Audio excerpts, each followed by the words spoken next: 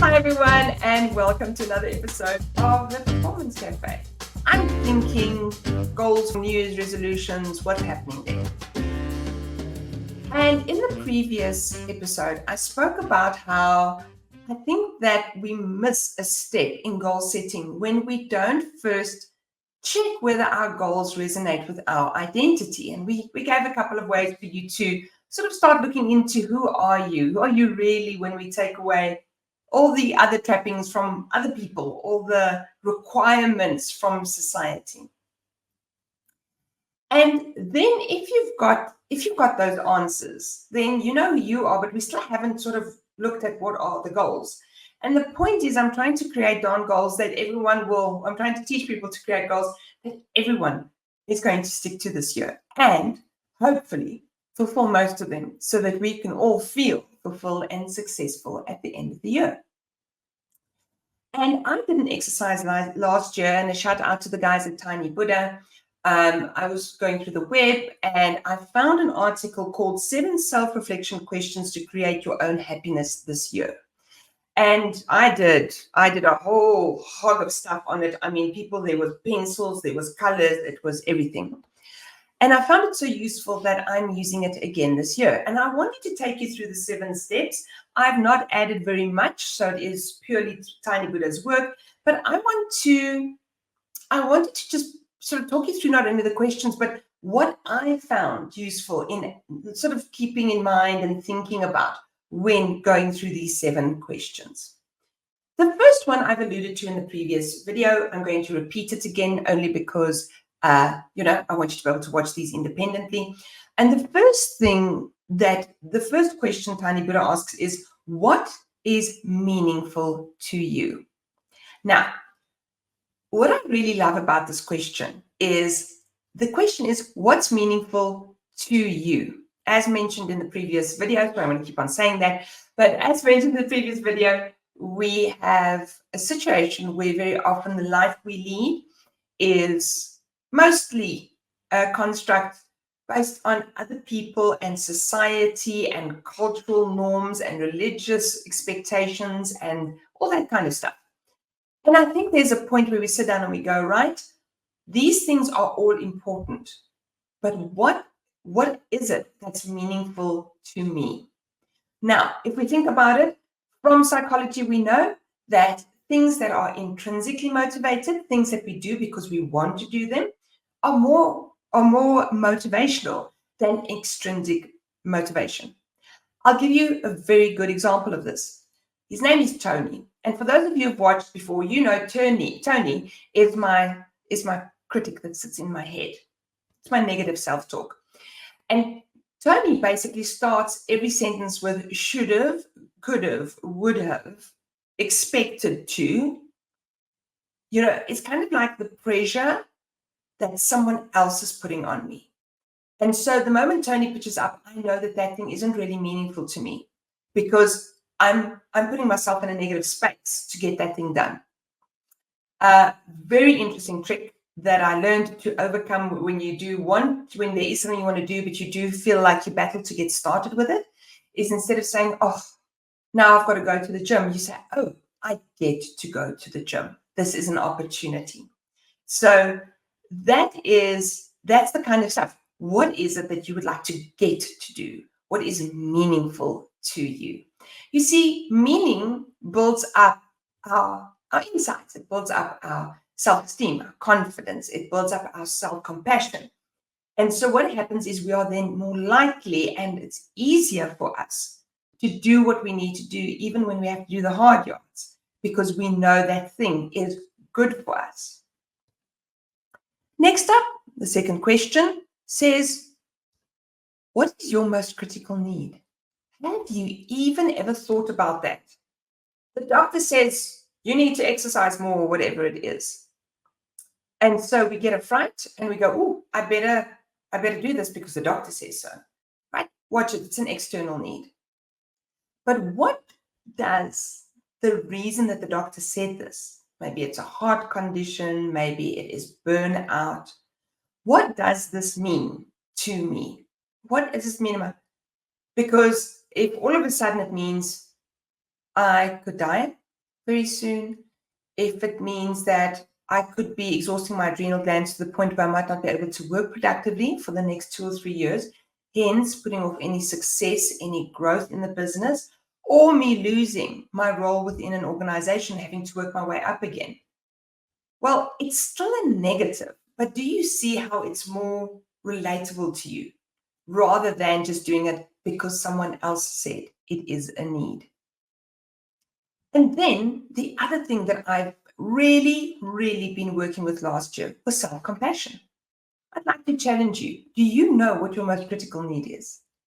I think you'll find that it might be more difficult to satisfy than you think. You see, when we think of critical need, we go, oh, well, I need money to survive. Not bad. Gotcha. Reality. I'm all for money. Go for it. But what else do you need? What do you need to fulfill yourself? What do you need in your relationships? What do you need spiritually?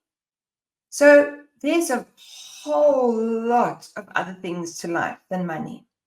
So what is that? What's that real critical need?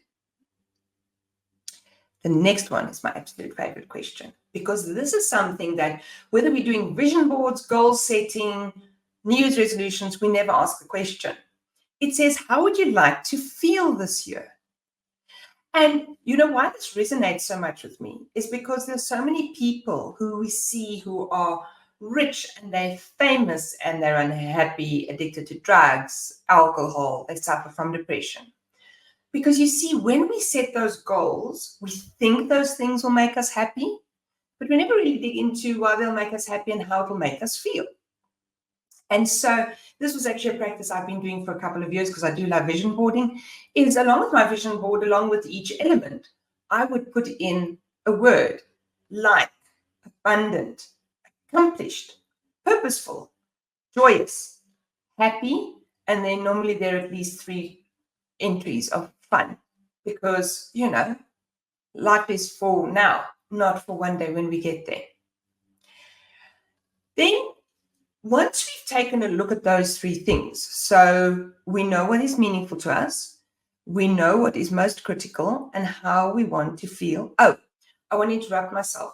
This feeling thing, another thing that's quite nice for me is I read Jim Quick's book called Limitless. That's the book's name.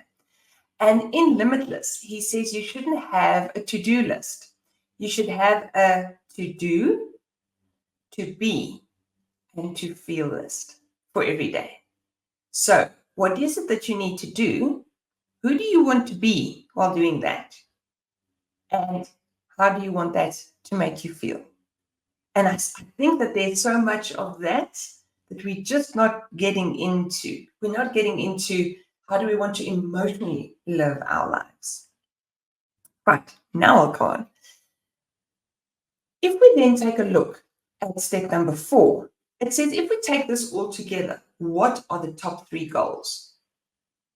So if in this year there are 3 things you want to accomplish and do them well, because that's always the thing, rather 3 things you do well.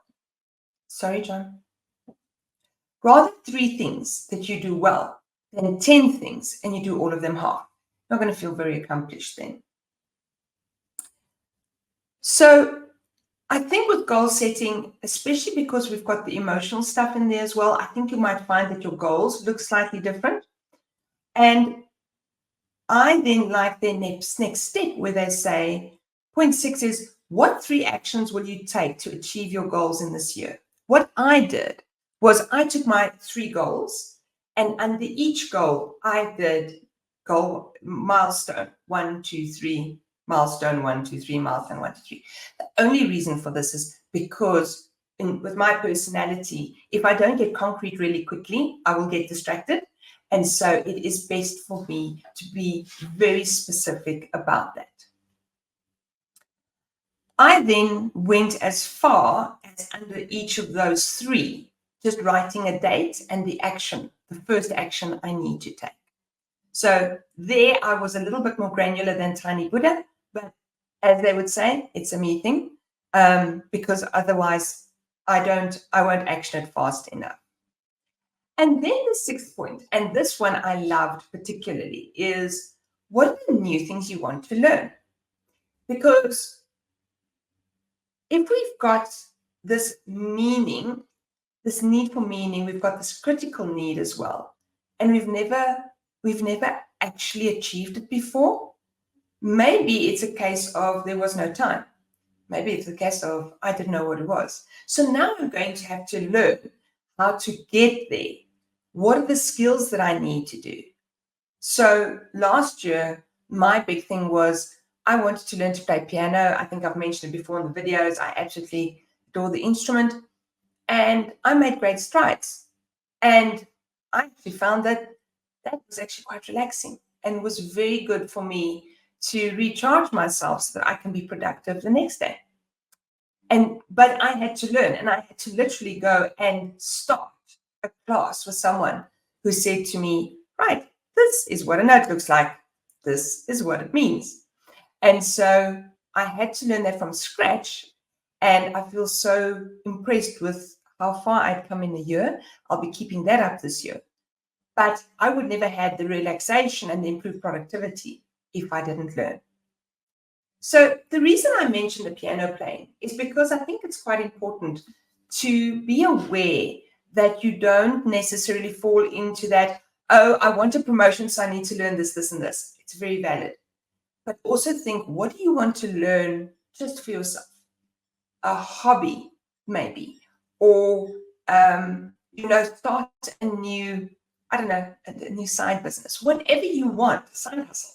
Just because you can learn, you can grow. And the more that you grow, the more you will continually improve. And the more you continue to improve, the more successful you will be. And that will also just start put you on this path to a growth mindset where there's nothing I can't do yet. I can learn. I can learn. I can learn. We don't get to the point where we go, don't know how to do it, very interested, don't know how to do it. I'll blame a lot of external factors for not getting to it. How did I do on my goals last year? Well, I did particularly well. Out of 3 goals, I actually completed 2 very well. The third one, it fell by the wayside. Last year was not the year for it. I had some personal stuff that pitched up, but it's January, and I've already secured the first step towards starting to work on that goal. So absolutely, I think there's a case for also being said that if we don't achieve it all, let's not knock ourselves. Let's dust ourselves off, learn why we couldn't achieve it, and then from that experience, know how to plan better so we do better with the next goal. So that was me and my learnings from Tiny Buddha. Thanks, guys, for that article. It really is lovely. It is inspiring. The process works so well, and I appreciate you for that. And I think that's all from me today. If you've got any questions or comments, as always, please leave them on the channel of your choice, and we will get back to you there. If you like this